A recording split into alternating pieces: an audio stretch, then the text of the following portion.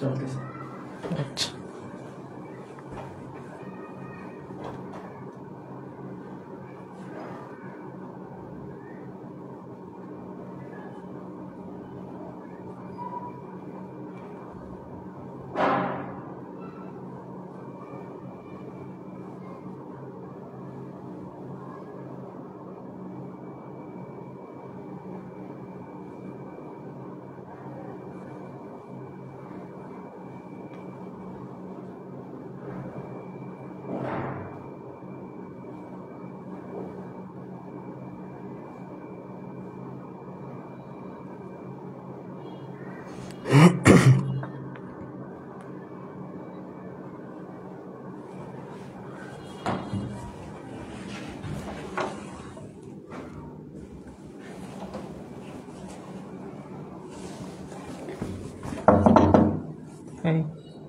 ভাই গ্রুপ লিঙ্কগুলো দিয়ে দিন।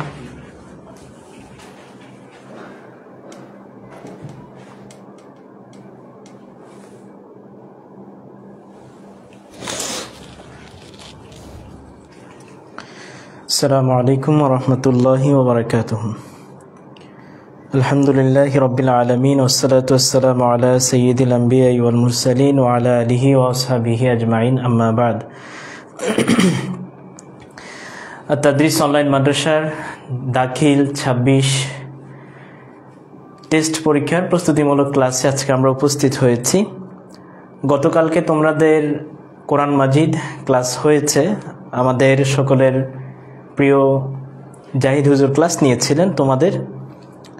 তো কাদের কাদের আর আজকে কোরআন মাজিদ পরীক্ষা হয়েছে, তোমরা তোমাদের পরীক্ষায় কতটুকু কমন পেয়েছো জানিয়ে দিবে। যদি আসলে টেস্ট পরীক্ষায় একটা জায়গা থেকে পড়ে কমন আসা এটা অনেক টাফ বিষয়, কারণ দেখা যায় যে এক এক প্রতিষ্ঠানের ওস্তাদদের এক এক মানসিকতা থাকে প্রশ্ন করার ক্ষেত্রে। কেউ দেখা যায় যে উনি টেস্ট পরীক্ষার প্রশ্নটাকে এমনভাবে করেন যাতে টেস্ট পরীক্ষার প্রশ্ন আর তার ফাইনাল পরীক্ষার প্রশ্নটা খুব একটা পার্থক্য না থাকে। আবার অনেক ওস্তাদ আছেন যারা প্রশ্ন করে থাকেন যে একটা প্রশ্ন যাতে টেস্ট পরীক্ষার আর ফাইনাল পরীক্ষার মিল না থাকে। আবার অনেকে আছেন যে না, দুইটা সমন্বয় করে প্রশ্ন করার চেষ্টা করেন। তো এটা আসলে অনেকটাই ডিপেন্ড করে যিনি প্রশ্নকর্তা তার মাইন্ড সেট আপের উপরে, ওনার মাইন্ড সেট আপটা কেমন সেটার উপর নির্ভর করে। তো আমরা একটা সাজেশন দিচ্ছি, কিন্তু সেটা আসলে আপনার যিনি প্রশ্নকর্তা ওনার সাথে যদি না মিলে, আপনার যে প্রতিষ্ঠানে আপনি পড়ছেন সেই প্রতিষ্ঠানের যিনি প্রশ্নকর্তা ওই সাবজেক্টের ওনার সাথে যদি মাইন্ড সেট আপে না মিলে, সেক্ষেত্রে তো আমাদের কমন আসবে না। তবে আমরা এতটুকু গ্যারান্টি দিতে পারি, আমাদের এই সাজেশন যদি ফলো করেন আপনি, তাহলে আপনি ইনশাআল্লাহ ফাইনাল পরীক্ষায় অবশ্যই আপনি কমন পাবেন। সেক্ষেত্রে আমাদের দেখা যাবে যে খুব একটা পার্থক্য থাকবে না, হয়তো একটা দুইটা ছুটে যেতে পারে যদি একদম প্রশ্ন খুব হার্ড করে ফেলে। তো ইতিমধ্যে তোমরা কারা কারা আমাদের সাথে যুক্ত হয়েছে আমরা একটু কমেন্টগুলো পড়ি। আব্দুল্লাহ মোহাইমিন মাহি, তারপরে শাহ এমডি মুজাহিদ, আহমেদ সুন্নাত, মাহফুজ আহমেদ চৌধুরী, এমডি মানিকুল। অনেকদিন পরে আপনার সাথে ক্লাস করতে পেরে অনেক ভালো লাগছে হুজুর। শাহ এমডি মুজাহিদ, আচ্ছা ঠিক আছে, তোমাকে অসংখ্য ধন্যবাদ আমাদের সাথে যুক্ত হওয়ার জন্য। আমি ক্লাসটা শুরু করব খুব শীঘ্রই। তোমরা সবাই একটু কষ্ট করে লাইভটা শেয়ার করে দাও, তোমাদের বন্ধু বান্ধব যারা আছে তাদেরকে একটু কষ্ট করে মেনশন করে দাও যে আমাদের ক্লাস শুরু হয়ে গিয়েছে। তোমরা ইতিমধ্যে আমাদের পিছনে সাজেশন দেখতে পাচ্ছ এবং আমরাও তোমাদেরকে সাজেশন দিয়ে দিয়েছি। আশা করি তোমরা সেটা গ্রহণ করেছো, সংগ্রহ করেছো। সবার প্রথমে আমরা তোমাদেরকে একটু মানবন্টনটা নিয়ে আলোচনা করতে চাই, এই জন্য যে তোমাদের পরীক্ষা থেকে তোমাদের থেকেই কিন্তু মানবন্টনটা একটু ভিন্ন হচ্ছে। কারণ এর আগে পরীক্ষার আরবি প্রথম পত্রের পরীক্ষা পদ্ধতি ছিল আন্নাসুল মাদ্রুস, সেখানে ছিল 20, আন্নাসু গায়রুল মাদ্রুস ছিল 20, টোটাল 40 মার্ক। সেই জায়গায় পুরো আন্নাসুল মাদ্রুসের যত 14 গোষ্ঠী আছে সবগুলোর বের করে দিছে, শুধুমাত্র আন্নাসুল মাদ্রুসটা আছে এবং নতুন করে অনুবাদটা যুক্ত হয়েছে। সুতরাং পরীক্ষার প্রশ্ন একটু চেঞ্জ হয়েছে, যারা নতুন আছেন একটু ভালোভাবে খেয়াল করেন। আচ্ছা, পঠিত উদ্ধৃতি সবার প্রথমে, যেটাকে আমরা বলে থাকি আন্নাসুল মাদ্রুস। এই আন্নাসুল মাদ্রুসের ক্ষেত্রে আগে মার্ক ছিল 20, আগের মার্ক কত ছিল? 20 ছিল। কিন্তু বর্তমান সময়ের যে প্রশ্ন পদ্ধতি, সেই প্রশ্ন পদ্ধতি অনুযায়ী এটা এখন আর 20 নেই, এখন এটা হয়ে গেছে 30। কত মার্ক হয়ে গেছে? 30 মার্ক হয়ে গেছে। এখন আমরা একটু দেখি 30 মার্কের ক্ষেত্রে কি কি আমাদেরকে একটু দেখতে ফলো করতে হবে বা কি কি আনসার করতে হবে। আমাদের প্রশ্নের উত্তর দিতে হবে 4টা, 2 মার্ক করে 8। এটা আগেও ছিল, এভাবে ছিল। এরপরে আমাদের আসছে যে ক্যাটাগরি ভিত্তিক প্রশ্ন, ঠিক আছে? ক্যাটাগরি ভিত্তিক প্রশ্নের ক্ষেত্রে আমাদের আগে দিতে হতো 3টা, কিন্তু এখন দিতে হয় 4টা। প্রতিটা ক্যাটাগরির মান হচ্ছে 4 করে, সুতরাং 4 4 16, ঠিক আছে? এখন দেখো এখানে কি কি থাকতে পারে। শব্দ সাজিয়ে বাক্য তৈরি করা, শব্দটা এলোমেলো করা থাকবে। হ্যাঁ, ধরো যেমন জাহাবা জাইদুন ইলাল মাদ্রাসাতি, এই জায়গায় ইলাল মাদ্রাসাতি জাইদুন জাহাবা এইভাবে থাকতে পারে। তো এখন বাক্যটাকে তুমি কি করতে হবে? বাক্যের প্যাটার্ন অনুযায়ী সুন্দরভাবে সাজাতে হবে। তো এটা খুব একটা কঠিন বিষয় না, নস থেকে দেখলে নসের মধ্যেই তো বাক্যটা থাকবে, যা সুন্দর করে দেখে তো এটা তোমাকে সাজাতে হবে। আচ্ছা, এরপর হচ্ছে ভুল শুদ্ধ নির্ণয়, যেটাকে আমরা বলে থাকি সহিহ খাতা। এটা খুব একটা কঠিন বিষয় না। তোমাদের আলহামদুলিল্লাহ যে ব্রেন, এই ব্রেন কাজে লাগিয়ে তোমরা কি করবা? এটা সলভ করে ফেলবা। আচ্ছা, আমরা ইতিমধ্যে দেখতে পাচ্ছি আমাদের অনেক আরো যুক্ত হয়েছে তোমরা। তারেক রহমান, মাহফুজ আহমেদ চৌধুরী, তারপরে এমডি কমরুদ্দিন সামির যুক্ত হয়েছে, ফাতেমা সাইয়েদ যুক্ত হয়েছে, এমডি খালিদ রিদওয়ান যুক্ত হয়েছে, আসিক সিয়াম, এমডি মানিকুল। হুজুর আমি নতুন আপনার ক্লাসে। আচ্ছা ঠিক আছে, তোমরা কারা কারা আমাদের সাথে নতুন যুক্ত হয়েছো একটু কষ্ট করে জানাও। হ্যাঁ, আমাদের আজকের ক্লাসটা উন্মুক্ত। এই লাইভটা কে কে শেয়ার করছো আমি একটু দেখতে চাই। তোমরা আমাকে অনেকেই বলো যে হুজুর আপনার ভাল লাগে, আপনার ক্লাস ভাল লাগে, কিন্তু ভাল লাগলে বললে তো আর হবে না। এই ভাল লাগার জন্য তো কিছু যাজা দিতে হবে। এখন দেখি আপনারা কে কে আমাকে একটু যাজা দেন। কষ্ট করে লাইভটা শেয়ার করবেন এবং আমি একটু দেখতে চাই যে আমার প্রিয় ছাত্ররা কারা কারা আমার পক্ষে আছে। দেখি একটু কষ্ট করে শেয়ার করো। আচ্ছা, এরপর আমাদের যে প্রশ্নটা থাকবে শূন্যস্থান পূরণ, যেটাকে আমরা বলে থাকি ইমলাউল ফারাক। এটাও খুব একটা কঠিন বিষয় না, নসের মধ্যেই থাকে। জাস্ট একটু মাথাটাকে খাটিয়ে ঠান্ডা মাথায় নসটাকে দেখতে হবে। সবার প্রথমে তোমরা কি করবা? পরীক্ষায় প্রশ্ন পাওয়ার পরে তোমরা অনেকে আছো যে কমন পড়ছে। কমন পড়ছে মানে নস কমন পড়াই মানে নসের মধ্যে সংশ্লিষ্ট প্রশ্ন কমন পড়া তা না। তোমার নস কমন পড়ছে, হ্যাঁ, এটা 100 তোমার কমন পড়ছে। ধরো তুমি পড়ে গেছো ইহতাকামা আমিরুল মুমিনিনা সুরাই ইবনুল কাদি, তুমি এই সুরাই আল কাদি তুমি এটা পড়ে গেছো, ঠিকঠাক আছে, তোমার নস কমন পড়ছে, কিন্তু সংশ্লিষ্ট প্রশ্ন তাকায় দেখো যে একটা প্রশ্ন কমন পড়ে নাই। তো এখন আমাদের ছাত্ররা কি করে? শুধুমাত্র নস নিয়ে চিন্তা ভাবনা, কিন্তু নসের মধ্যে থাকা প্রশ্নগুলো নিয়ে তাদের কোনো চিন্তা নাই। অনেক ছাত্র আছে আলফাতা গাইডের মধ্যে যেগুলো দেয়া আছে শুধু সেগুলো পড়ে। আবার অনেক ছাত্র আছে যারা শুধুমাত্র লেকচারে দেয়া আছে যেগুলো সেগুলো পড়ে। কেউ আছে ইমতিহানে যেটা দেয়া আছে সেটা পড়ে। কিন্তু আসলে এটা নসে মাদ্রুস পড়ার আসলে কোনো সঠিক পদ্ধতি না। আমরা আশা করি আমার সাথে যারা ক্লাস করেছো তোমরা জানো আমরা কিভাবে পড়িয়েছি। প্রত্যেকটা লাইন থেকে আমি প্রশ্ন বের করে ফেলবো, তাহলে আমার অটোমেটিক্যালি আমাকে যে প্রশ্ন করুক না কেন আমি সেটার উত্তর দিতে পারবো। আমি চেষ্টা করবো প্রত্যেকটা শব্দের মোরাদিফ জানার, সমর্থবোধক জানার। অটোমেটিক্যালি আমার শব্দ ভান্ডার বাড়বে। আমার যে জায়গা থেকে আমার প্রশ্ন দেখ না কেন আমি পারবো। সহি খাতা নিজে বের করার চেষ্টা করা। তো এই ক্ষেত্রে তোমার আর গাইড নির্ভর হওয়া লাগবে না। তুমি নিজেই নস থেকে দেখবা, নিজেই প্রশ্ন তৈরি করবা, নিজেই উত্তর করবা, দেখবা তুমি নিজে একটা গাইড হয়ে যাবা। ঠিক আছে, এরপর আমাদের আসবে বচন পরিবর্তন, যেটাকে আমরা বলে থাকি তাহবিলুল আদাদ। ঠিক আছে, অর্থাৎ একটা শব্দ দেয়া থাকবে, এটা কোন বচন, প্রথমে খেয়াল করতে হবে এটা কোন বচন। এক বচন হলে তার বহু বচন লেখা লাগবে, যদি তার বহু বচন থাকে তাহলে তার এক বচন লেখা লাগবে। এরপর দেখেন এটা করার পর আপনাকে কি করতে হবে? এটা করার পর আপনাকে বাক্য গঠন করতে হবে। হ্যাঁ, আবার কখনো কখনো বাক্য গঠন করাও লাগে না, জাস্ট আপনাকে প্রশ্নে খেয়াল করতে হবে কি বলতেছে। এবারও সমর্থবোধক শব্দ, যেটাকে আমরা বলে থাকি মুরাদিফুল কালিমা, এটা আসবে। বিপরীত শব্দ, এটা আগে আপনাদের আন্নাসু গায়রুল মাদ্রুসের মধ্যে আসতো, আন্নাসুল মাদ্রুসে আসতো এই সমর্থবোধক শব্দ, আর গায়রে মাদ্রুসে আসতো এটা, কিন্তু এখন দুইটা একই নসে মাদ্রুসের মধ্যে চলে আসছে। এরপর হচ্ছে ফেল বের করা এবং এগুলো পরিবর্তন করা। পরিবর্তন খুব একটা আসে না, ফেল বের করাই বেশি আসে।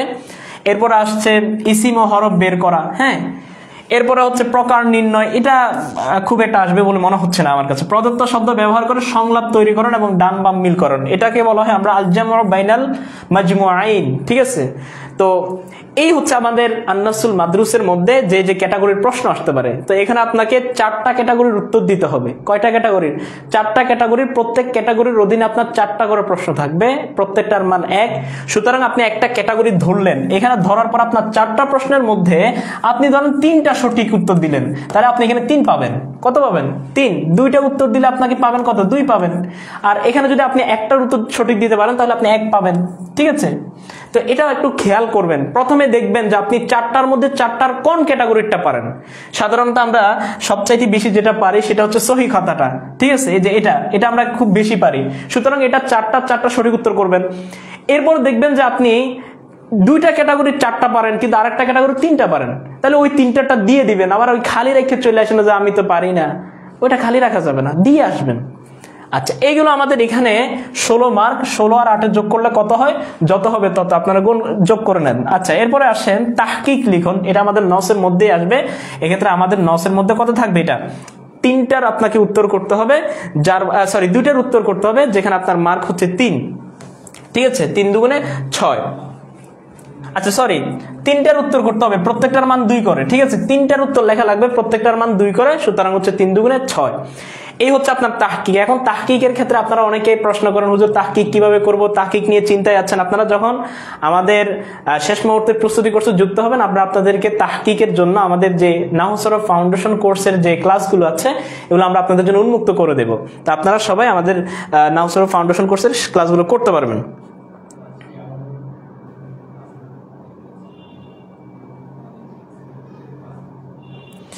আচ্ছা, এখন আসেন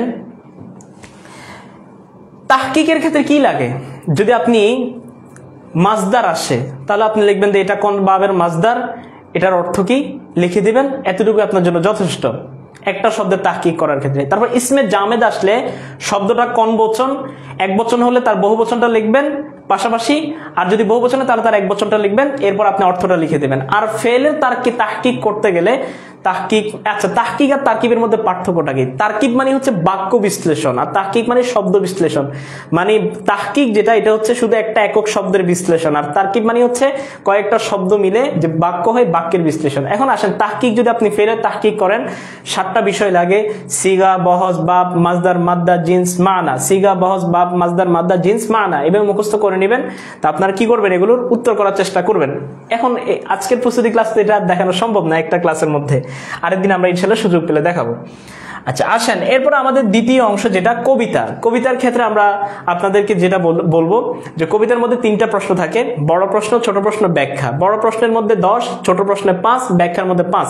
এক্ষেত্রে এটা আর কোনো বিষয় একটা প্যারা নাই। আচ্ছা আসেন, এরপরে আসেন লিখন যাচাই। এখানে আপনার এখানে আমাদের শব্দ ভান্ডার যে পরীক্ষায়, এখানে আছে আপনাদের শূন্যস্থান, যেটাকে আমরা বলে থাকি উইথ ক্লু, উইদাউট ক্লু। এখানে প্রত্যেকটা উইথ ক্লুতে 10 আর উইদাউট ক্লুতে 10 শূন্যস্থান পূরণ। এখানে 10 10 20। এরপরে হচ্ছে আমাদের লিখন যাচাই। এখানে আপনাদের দেখবেন কমপক্ষে 6টি বাক্যের সংলাপ তৈরি করো, 2টা থাকবে, একটার উত্তর দিতে হবে, 10 মার্ক। এরপরে থাকবে আপনার ফেকরা, যেটাকে আমরা বলে থাকি প্যারাগ্রাফ। এই প্যারাগ্রাফের উত্তর দিতে হবে আপনাকে একটা, সেখানে 10। আর নতুন করে যেটা আমাদের যুক্ত হয়েছে, এটা আমাদের নতুন, সেটা হচ্ছে পাঠ্য বইয়ের ইবারতের অনুবাদ লিখন। একটা নস দেয়া থাকবে, সেই নসটার আপনাকে উত্তর দিতে হবে। টোটাল 2টা নস থাকবে, 2টার উত্তর করতে হবে, যার প্রত্যেকটার মান হচ্ছে 5 করে, 5 দুগুণে 10। তাহলে এই হচ্ছে আমাদের টোটাল 100। আচ্ছা আসেন, আমরা যেটার জন্য অপেক্ষা করছিলেন আপনারা, সে আমরা সাজেশনে ঢুকে যাই। এখানে খেয়াল করেন, প্রথমে যদি আপনারা খেয়াল করেন আন্নাসুল মাদরুস, এই আন্নাসুল মাদরুসের মধ্যে আমরা আপনাদেরকে 4টা দিচ্ছি। তো এখানে দেখেন আমার আল্লাহু নাবিয়াহু, এটা একদমই সবার প্রথম যে নসটা, সেই যে নসটা ইবাদাতুল্লাহি বিল ইখলাস, এটা আপনাদের টেস্টের জন্য। আমার কাছে কেন জানি মনে হচ্ছে, যদি আপনার পরীক্ষক, যদি আপনার প্রশ্নকর্তা যদি মানে টেস্ট পরীক্ষাও না, ফাইনাল পরীক্ষাও না, এমন চিন্তা ভাবনা করে যদি কোনো প্রশ্ন করে থাকেন, তাহলে উনি এই প্রশ্নটা আপনার পরীক্ষার জন্য খুবই খুবই ইম্পর্টেন্ট। আর যদি মনে করেন যে আপনি না হুজুর, উনি হয়তো টার্গেট করবেন যে না ফাইনাল পরীক্ষা যাতে প্রস্তুতি হয়ে যায়, সেক্ষেত্রে আপনার জন্য গুরুত্বপূর্ণ হচ্ছে এই আলাল মুসলিমি আইয়ুখলিসান নিয়াতা, আর আরেকটা হচ্ছে এইটা। ঠিক আছে, এই আলাল ইনসানি আইয়ুহাফিজ আলাল বিয়াতি। এখন মনে রাখবেন আপনারা, এই যে নসগুলো এখানে দিচ্ছি না, এগুলো আবার অনুবাদের জন্য ইম্পর্টেন্ট, আপনার অনুবাদের ক্ষেত্রেও দেখবেন। সুতরাং এটা এমন ভাবে পড়বেন যাতে আপনার অনুবাদে আর কষ্ট করা না লাগে। দেখবেন যে যদি এখানে ধরেন এটা যদি আপনার নসে আসে, তাহলে এটা আপনার অনুবাদে চলে আসবে, এরকমও হইতে পারে। সুতরাং একটু ভালো করে এটা চিন্তা ভাবনা করে যাবেন যে কোনটা আপনি মানে প্রস্তুতিটা যাতে এক ঢিলে দুই পাখি হয়, এভাবে প্রস্তুতি গ্রহণ করবেন। এখন আসেন আপনারা নস কিভাবে উত্তর করবেন। অনেক ছাত্র আছেন আপনারা খুব ভালো লেখেন বা পারেন, কিন্তু আপনার খাতা সাজানো সুন্দর হয় না, আপনি উপস্থাপনাটা সুন্দর না, যখন পরীক্ষক খাতা দেখেন তখন আপনি কোন জায়গায় কি লিখছেন কিছু বুঝে না। তো এই জায়গায় আপনারা কি করবেন, সবসময় খাতাগুলো সুন্দরভাবে সাজিয়ে তোলার চেষ্টা করবেন। যেমন আমি আপনাদেরকে একটু দেখাচ্ছি, যদিও আমি আসলে খুব একটা ভালো খাতা সাজাইতে পারি না, তবু আমরা আপনাদেরকে দেখানোর চেষ্টা করছি, ঠিক আছে। দেখেন, এ হচ্ছে আপনার খাতা। আপনি যদি সবার প্রথমে উত্তর করা শুরু করেন, তাহলে আপনি কি করবেন, প্রথমে একদম পেজের উপরে যেখান থেকে আপনি লেখা শুরু করবেন, যেহেতু আমাদের খাতাগুলো সাধারণত এখান থেকে শুরু হয়, আমরা এখান থেকেই লিখি, তাহলে আপনি প্রথমে কি করবেন, এখানে লিখবেন যে আন-নাসুল মাদরুস।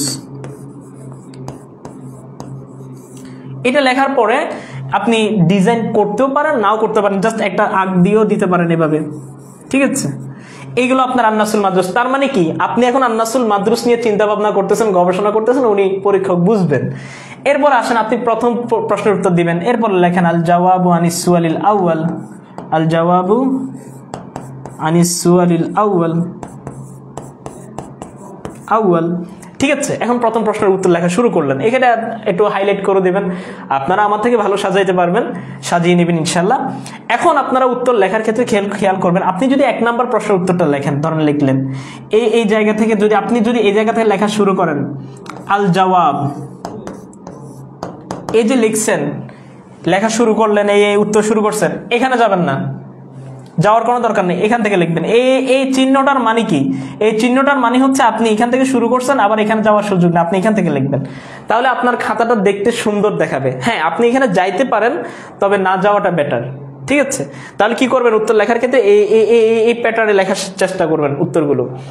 আচ্ছা, এইগুলো আমাদের প্রথম যে অংশটা। এরপরে যদি আপনি সহি খাতার উত্তর করেন, সেক্ষেত্রে আপনি কিভাবে লিখবেন, আসেন।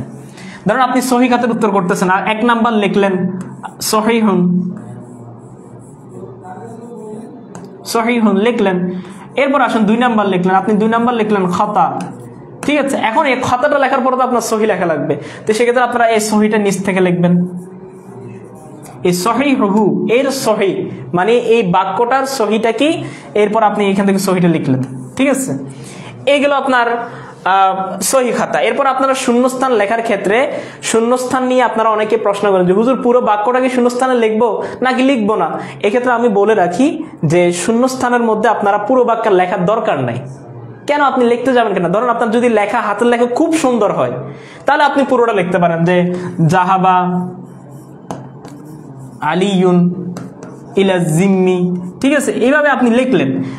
যদি আপনার লেখা খুব সুন্দর হয়, তাহলে একটু দেখতে সুন্দর দেখাইবে, পরীক্ষকও খুশি হবে যে না পুরোটা লেখা খুব সুন্দর।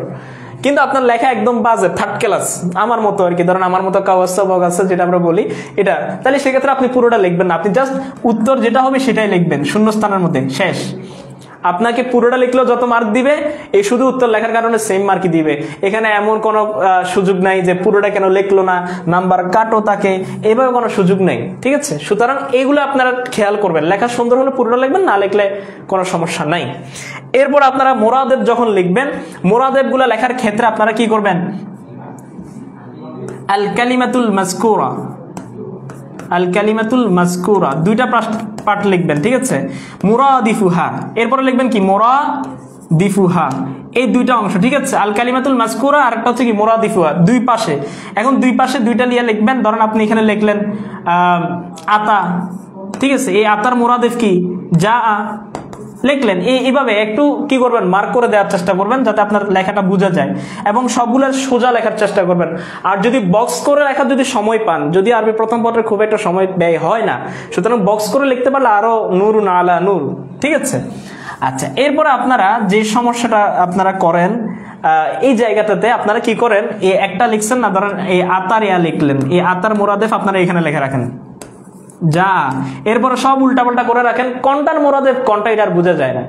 এটা স্পষ্ট রাখার চেষ্টা করবেন, যাই লেখেন, ভুল লেখলো এটা কি করবেন, স্পষ্ট রাখার চেষ্টা করবেন যাতে পরীক্ষক ভালোভাবে বুঝতে পারেন। আচ্ছা, এইভাবে যদি আপনি খাতাটাকে সাজিয়ে তুলতে পারেন, তাহলে আপনার মোটামুটি একটা ভালো শুরু হইল। ভালো শুরু হওয়ার পরে আপনি আস্তে আস্তে আপনি কি করবেন, বড় প্রশ্নের দিকে যাবেন। তো আমরা আসেন বড় প্রশ্নে ঢুকে যাই। আশা করি আপনাদের আন-নাসুল মাদরুস নিয়ে আর কারো কোনো প্রশ্ন নেই, আছে কিনা যদি থাকে আপনারা কমেন্ট করতে পারেন। আচ্ছা, হুজুর আজকে একটা নাচ সন্ধ্যা হয়ে যাক, তোমাদের কালকে পরীক্ষা আছে না, কিভাবে নাচ সন্ধ্যা করবো আমরা? সুযোগ নাই। আর আমি গজল টজল গাইতে পারি না, ফাও কথা। এই পোলা পাইন্ডে গজল শুনাই আমি এক বিপদে আছি, কণ্ঠ তো সুন্দর নাই, এর মধ্যে একদিন শুনাইছি, এখন সবাই ক্লাসের মধ্যে এটাই কয়। আচ্ছা, এখন আসেন আমরা বড় প্রশ্নে আসি। এটা তো আমরা শেষ করে ফেলছি, যুদ্ধ ওইখানে শেষ। ওইখানে যুদ্ধ শেষ করার পর আমরা এখন বড় কবিতার মধ্যে ঢুকতেছি, মানে আমরা আস্তে আস্তে আরো গভীরে যাচ্ছি। আসেন আন্নাজুমু, এখানে আমাদের 3টা প্রশ্ন আসবে, বড় প্রশ্ন, মনে আছে তো? তো বড় প্রশ্নের ক্ষেত্রে আমরা আপনাদেরকে এখানে 3টা প্রশ্ন দিচ্ছি, ঠিক আছে? এই 3টা প্রশ্নের মধ্যে আপনি যদি মনে করেন যে হুজুর আমার 3টা পড়া সম্ভব না আমার দ্বারা, তো আপনি সেক্ষেত্রে এই 2টা পড়তে পারেন। এই 2টার একটা পাবেনই ইনশাল্লাহ, ঠিক আছে? এটা টেস্ট বলেন, ফাইনাল পরীক্ষা বলেন, কোনো না কোনো জায়গায়, মানে দুটো জায়গায় আপনি এটা পাবেন। আর যদি আপনার পরীক্ষক যদি আপনার প্রশ্ন করতে আপনার প্রতিষ্ঠানের শিক্ষক যদি মনে করে যে পোলাপাইনটা একটা ধরা দিমু, দেখি একটা ধরা দিয়ে দেখি, তখন হয়তো উনি অন্য কোনো কবিতার সারমর্ম দিয়ে দিতে পারেন। তবে এই 2টাই ভেরি ভেরি ইম্পর্টেন্ট, সুতরাং এই 2টা একটু ভালো করে পড়বেন, 2টার মধ্যে একটা পরীক্ষা আপনি পাবেন ইনশাল্লাহ, ঠিক আছে? আচ্ছা, আমরা এগুলো কিন্তু আমাদের অল ইন ওয়ান বেচে দিয়েছি, আশা করি তোমরা সবাই পেয়েছো, সুন্দর করে সহজ করে দিয়েছি। এক্ষেত্রে আমাকে অনেক ছাত্র প্রশ্ন করে যে ওস্তাদ আপনি যেটা দিয়েছেন, আমি যেটা দিয়েছি ওটা হচ্ছে 1 পেজের একটা, 1 পেজও হবে না, মানে হয়তো 3 ভাগের 2 ভাগ আমার হবে একটা পেজ, এরকম একটা আমি সারমর্ম দিলাম। এখন আমাকে অনেক ছাত্র প্রশ্ন করছে, ইভেন অনেক টিচার আমার প্রশ্ন করছে যে ভাই আপনি যে এত ছোট করে দিলেন, এখানে কি 10-এ 10 দিবে? আচ্ছা, আমার কথা হচ্ছে গাইডের মধ্যে যে সারমর্মগুলো দেয়া আছে ওইখানে আপনারা দেখবেন পয়েন্ট পয়েন্ট করে দেয়া আছে সারমর্মগুলো। হ্যাঁ, ধরেন এখানে একটা পয়েন্ট, এরপর আরেকটা পয়েন্ট, হাই আল্লাহ, সারমর্ম লিখতেছে পয়েন্ট দিয়ে।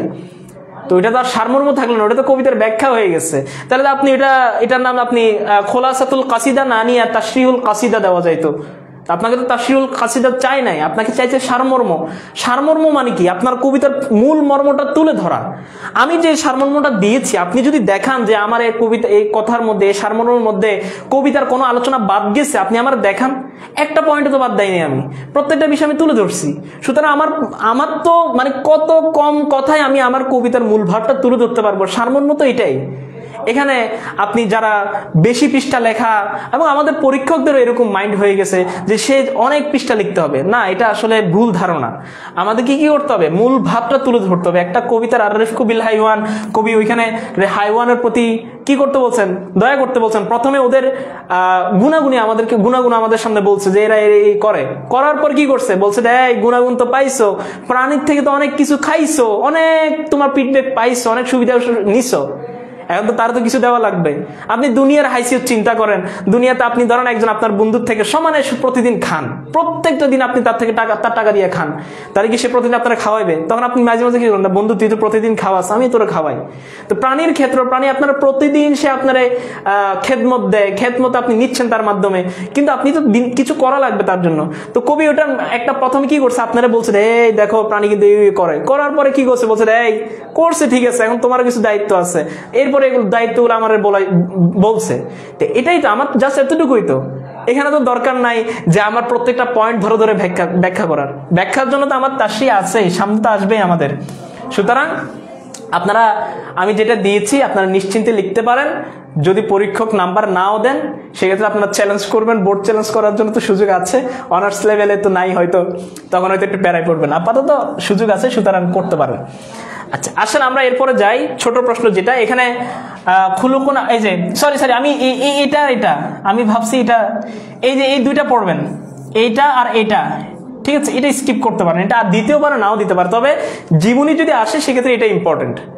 এটা কোন কবিতা? উসকুন নুবজাতান মিন হায়াতি শায়র আলী ইবনে আবি তালেব। আল মুসাওয়াত কবিতার কবি খলিফাতুল মুসলিমিন আমিরুল মুমিনিন হযরত আলী ইবনে আবি তালেব রাদিয়াল্লাহু তাআলা আনহুর লেখা আল মুসাওয়াত কবিতার ওইখান থেকে ওনার জীবনীটি দেওয়া হয়েছে। সুতরাং আপনারা যদি জীবনী মুখস্থ করতে পারেন ওইটাও দিতে পারেন।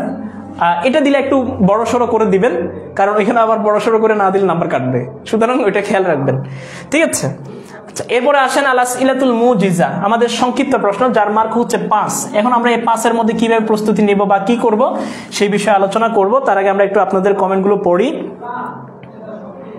আচ্ছা, হুজুর কাল শুক্রবার, রাইট এন্ড রং উভয়টা লিখবো? হ্যাঁ, রাইট এন্ড রং যদি হয় তাহলে তখন আপনাকে রাইটটা লেখা লাগবে, সঠিকটা লেখা লাগবে, যদি আপনার প্রশ্নের মধ্যে বলে। আর যদি বলে যে না আপনার লেখা লাগবে না, শুধু সহি আর খাতা বের করো, তখন সহি খাতা বের করলেই যথেষ্ট। আচ্ছা, হুজুর পরীক্ষার খাতায় কি নীলকালি দিয়ে লেখা যাবে? আমার যতটুকু জানা আছে নীলকালি ব্যবহার করা যাবে, সবুজ এবং লাল ব্যবহার করা যায় না। ঠিক আছে, আচ্ছা সেম। আচ্ছা, হাইলাইট করার জন্য ব্যবহার করতে পারেন। আচ্ছা, সবাই আওয়াজ তুলুন জয় বাংলা। তাই মূল উত্তর কি লেখা যাবে না? মূল উত্তর কি লেখা যাবে না? না, মূল উত্তর লেখা যাবে না। শুনো, হাইলাইট করার জন্য কালার পেন ব্যবহার করা যাবে, বাট লেখা কিন্তু আপনাকে কালো কলম দিয়ে লেখা লাগবে। আচ্ছা, সম্ভবত আপনি বোধহয় ডাক্তার নাবিল স্পিচ ফলো করেন। আচ্ছা, হুজুর রবিবার আরবি দ্বিতীয় পত্র পরীক্ষা, এই জন্য আরবি দ্বিতীয় পত্র সাজেশন দিলে ভালো হয়। আচ্ছা ঠিক আছে, দিয়ে দেব মনে। আচ্ছা,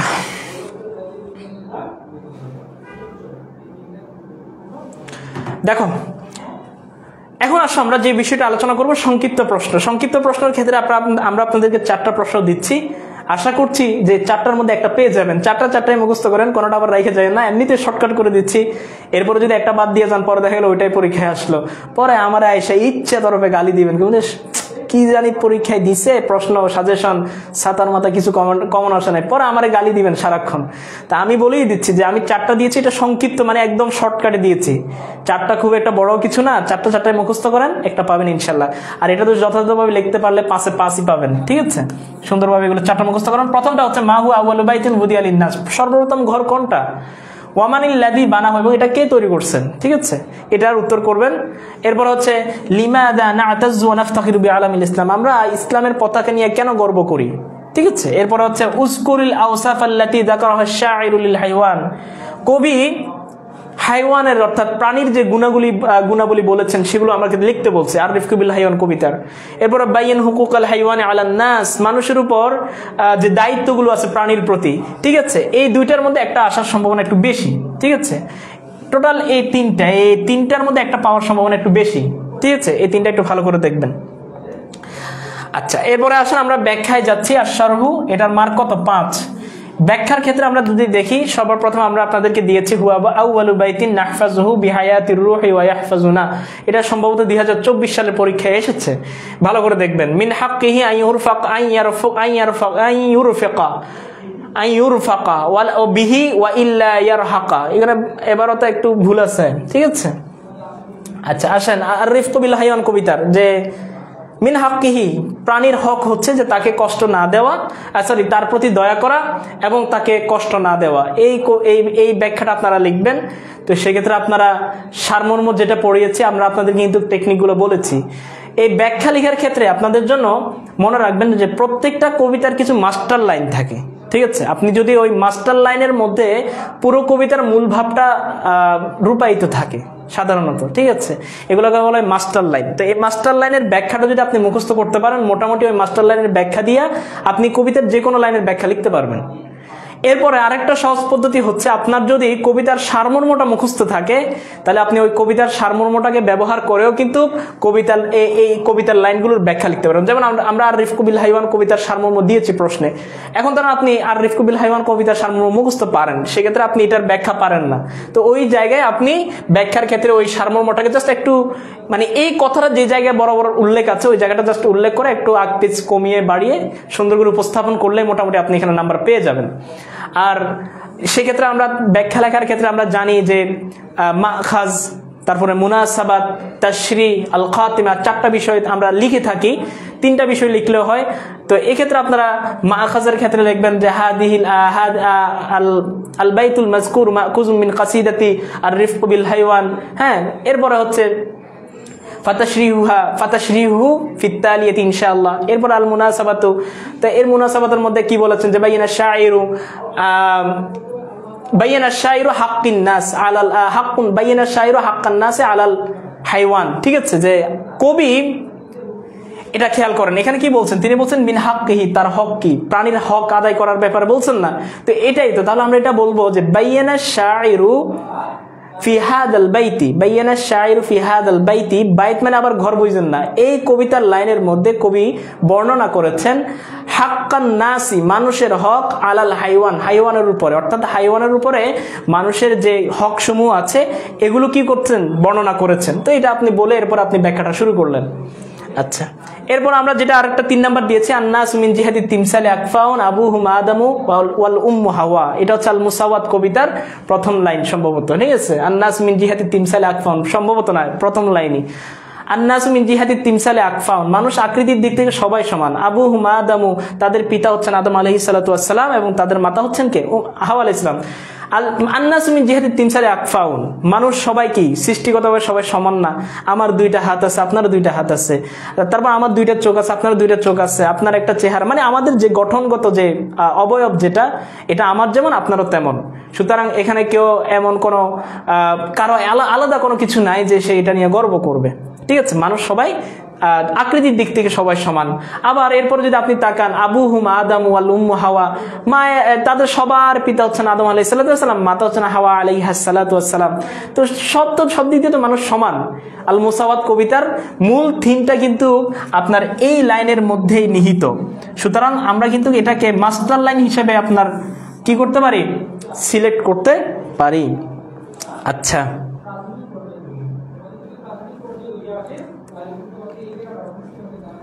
হুজুর এইগুলোর কি বাংলায় উত্তর দেয়া যাবে? জি না, কখনোই না। শুধুমাত্র আপনি বাংলা অনুবাদটা বাংলায় লিখতে পারবেন, আর কোনো কিছু বাংলায় লেখা যাবে না।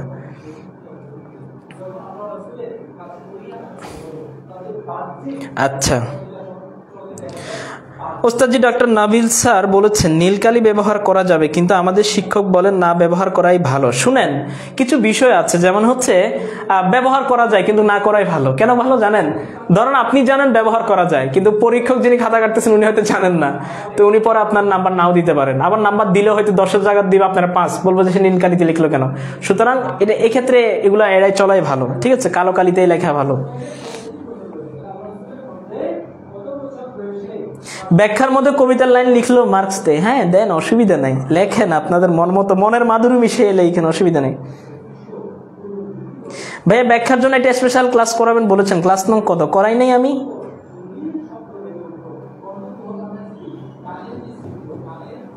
আচ্ছা দেখেন, এরপর আমরা এই ব্যাখ্যাগুলো আপনারা ভালো করে পড়বেন, 3টা ব্যাখ্যাই।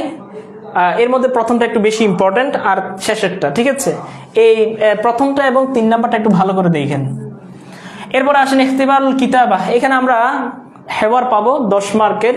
হেওয়ারের ক্ষেত্রে আমরা আপনাদেরকে 2টা হেওয়ার দিচ্ছি। 1 নাম্বার হচ্ছে আল হেওয়ার ওয়া হাউলা জিয়ারাতি হিসনে লালবাগ, লালবাগ সফর বা লালবাগ জিয়ারত ভ্রমণ নিয়ে 2 বন্ধুর মাঝে হইতে পারে, 2 ছাত্রের মাঝে হইতে পারে, হ্যাঁ, পিতা এবং পুত্রের মাঝেও হইতে পারে। আপনাকে ভালোভাবে খেয়াল করতে হবে যে আপনার প্রশ্নের মধ্যে কি বলতেছে।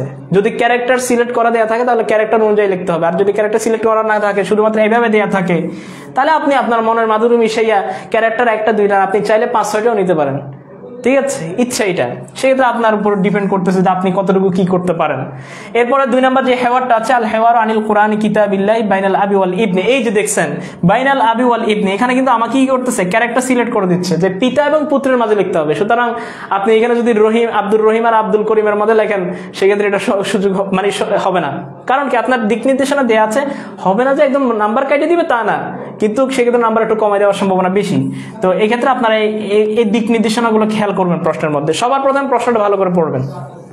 আচ্ছা, এরপরে আপনারা এই হেওয়ারগুলো লেখার ক্ষেত্রে সবচেয়ে যে বড় ভুলটা করেন, যখন আপনারা নাম লেখেন, ধরুন আমি লিখলাম আল আবু, ঠিক আছে, ধরুন উনি একটা কথা বলছেন, এইখানে ধরুন আপনার পেজ শেষ, আপনি আবার এখান থেকে লেখা শুরু করেন।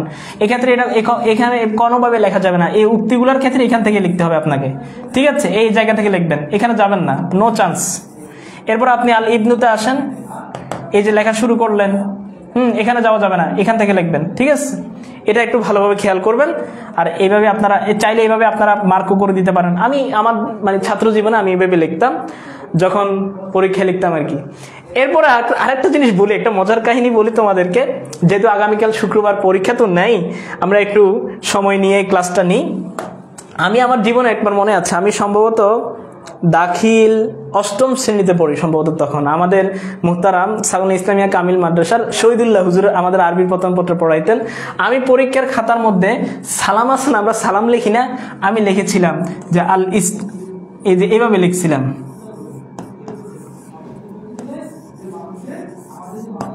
এভাবে লিখেছিলাম, বুঝছেন, আল আবু, কারণ পিতা এভাবে বলছে আসসালামু আলাইকুম, মানে ইসলামু আলাইকুম হয়ে গেছে।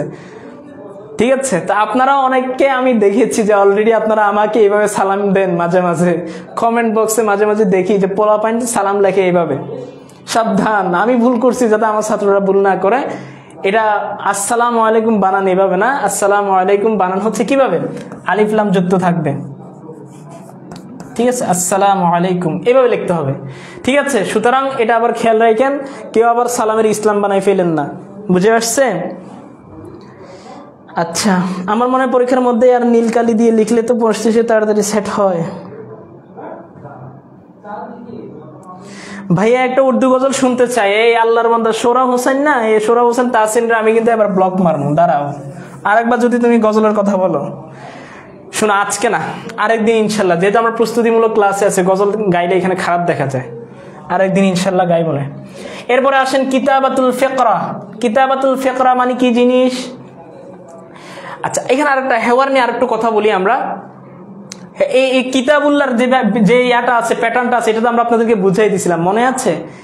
আচ্ছা, এখানে বলে রাখি যে আমাদের ছাত্ররা কি করে জানেন, সালাম আর মোটামুটি সালাম দিয়া এই হেওয়ারটা শুরু করতে করতে সে 6 বাক্য লাগায়, এরপরে মাঝখানে 2 বাক্য কোরআনুল কারীম দিয়ে লেখে, আর শেষে সে 2টা বাক্য দেখে যে শুকরান জাযাকাল্লাহু খায়রান রাফাকাতকুমুস সালামা মাআস সালামা আসসালামু আলাইকুম কয়ে বিদায়। তার মানে তার 10 বাক্য হেওয়ার লেখে, তার মধ্যে 8 বাক্যই হচ্ছে সালাম আর তার ওই বিদায় আর শুরু দিয়া। আর কোরআন কারীমের ব্যাপারে সে লিখছে মাত্র 2 লাইন।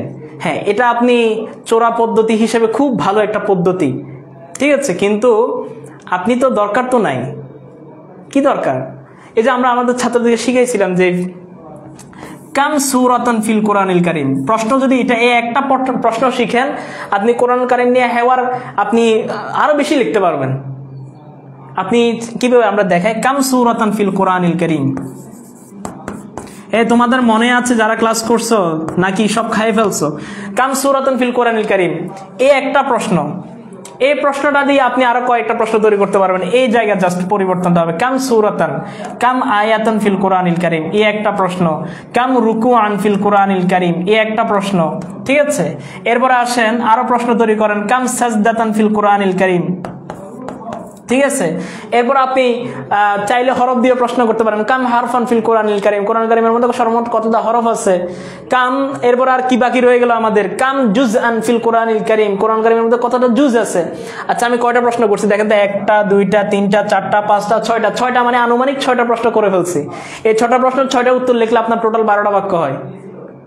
এটার উত্তর লিখবেন যে ফিল কোরআনিল কারীমি, ফিল কোরআনিল কারীমি কতটা আয়াত আছে লিখলেন, ফিল কোরআনিল কারীমে কতটা সূরা আছে লিখলেন এই জায়গাটাতে, এরপর কোরআন কারীমের মধ্যে কতটা রুকু আছে এবার লিখলেন। তাহলে আপনি যদি উত্তরে যদি এই একটা প্যাটার্ন শিখলে তো আপনার 12 বাক্য লিখতে পারতেছেন। আপনি কেন সালাম আর ওই বিদায় দিয়ে শেষ করতে হবে আপনাকে? আপনার কাছে রিসোর্স আছে, আপনি ব্যবহার করেন না কেন? ঠিক আছে, সুতরাং আমরা আমাদের ওস্তাদদের কাছেও শিখতে চাই না, আমরাও চোরা টেকনিক শিখতে চাই, আমাদের ওস্তাদরাও সেক্ষেত্রে যেহেতু ছাত্ররা ভালো করে পড়াইলে আগ্রহ দেখায় না, এই জন্য ওনাদেরকে আর পড়ায়ও না। ঠিক আছে, এই বিষয়গুলো খেয়াল করবেন যে সহজ সহজ টেকনিক আছে, কিন্তু সহজ সহজ টেকনিকটাকে আমি অন্যভাবে ব্যবহার করি, কেন আমি এত ধোঁকা দিই নিজেকে? তো এই বিষয়গুলো আপনারা খেয়াল করবেন যে এই কোরআনুল কারীম যদি এই হেওয়ারটা আসে, ঠিক আছে, কম পক্ষে 20 বাক্যে লিখবেন। কারণ এই যে প্যাটার্ন তো আমি বলেই দিলাম, এই প্যাটার্নে লিখলে আপনার 12টা হয়, এরপরে সালাম আর কালাম দিয়া বাকি 8 লাইন লেখেন, 20 লাইন তো হয়ে যাচ্ছে আপনার জন্য। ঠিক আছে, তো যদি আপনাদের পরীক্ষায় যদি প্রশ্ন এটা আসে, আমি কিন্তু জিজ্ঞাসা করবো যে আপনারা কে, এই প্রশ্নটা যদি আসে কে কয় লাইনে লিখছেন, আমি কিন্তু জিজ্ঞাসা করবো। 20 লাইনের নিচে যদি কেউ লেখেন তো আপনারা দেখেন জরিমানা করবো। ঠিক আছে, আচ্ছা, এরপরে আসেন আমরা কিতাবাতুল ফিকরার মধ্যে আসি। কিতাবাতুল ফিকরা মানে কি? প্যারাগ্রাফ। ঠিক আছে, অনুচ্ছেদ লিখন। আমরা এখন অনুচ্ছেদ লিখন নিয়ে আমরা পড়বো। হ্যাঁ হুজুর, কোরআন কারীম থেকে 1 লাইন দিয়ে কিভাবে অনেক লাইন লিখে ক্লাসে হুজুরের কাছে দেয়া, সেটা শিখিয়ে দিয়েছিলেন। আমি সেভাবে লিখে আমার ক্লাসের হুজুরের কাছে দেওয়ার ফুল মার্কস পেয়েছি। যাক, মাশাআল্লাহ। এই যে মোহাম্মদ শহীদুল্লাহ জানিয়েছে আমাদেরকে, কই এসএম, হ্যাঁ মনে আছে, কিন্তু ভুলে যাওয়ার সম্ভাবনা রয়েছে। একে তো মুখস্থ করতে পারে না, আর করলেও বেশি দিন কিছুদিন পর হজবরল্লাহ। মাহফুজ আহমেদ চৌধুরী, তুমি কি কও এটা? আচ্ছা,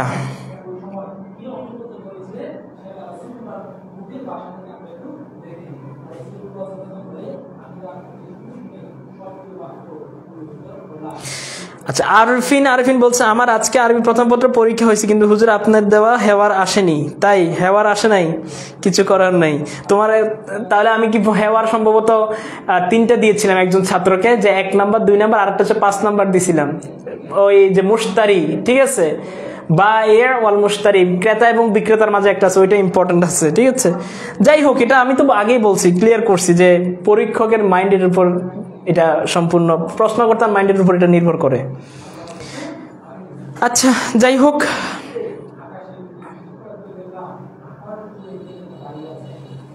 দেখো এরপর আমরা কিতাবাতুল ফিকরার মধ্যে আসো। প্রথমে আমরা দিয়েছি আল কোরআন কিতাবুল্লাহ, ঠিক আছে। আপনারা ফিকরাগুলো লেখার ক্ষেত্রে মনে রাখবেন যে ফিকরা লিখতে হয় আপনার প্রশ্নের উত্তরের উপর নির্ভর করে, ওই প্রশ্নের মধ্যে দেয়া থাকে, ঠিক আছে। তো এভাবে লেখা থাকে যে উক্তুব ফিকরাতান আলা আসাসি আলা, প্রশ্নটা ভুলে গিয়েছে, আসাসি আলা জওয়াবিল আসিলা, এইভাবে কিছু একটা থাকে, ঠিক আছে। যে প্রশ্নের উত্তরের উপর নির্ভর করে একটা কি লেখো, ফিকরা লেখো। আপনাকে 3টা প্রশ্ন দেওয়া থাকবে, এখন ওই 3টা প্রশ্নের উত্তর লিখলে আপনার মোটামুটি ফিকরাটা হয়ে যায়। কিন্তু এখন ফিকরাটার একটু প্রথমে এবং শেষে একটু যদি ফিনিশিং ভালোভাবে দিতে পারেন, তাহলে ফিকরাটা একটা কি হবে, মানসম্মত একটা ফিকরা হবে। যেমন আপনি যদি লেখেন আল আন, সবার প্রথমে যদি আপনি লেখা শুরু করেন যে আল আন আকতুবু ফিকরাতান আলা আসাসি জওয়াবিল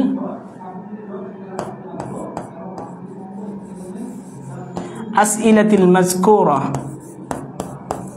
ঠিক আছে।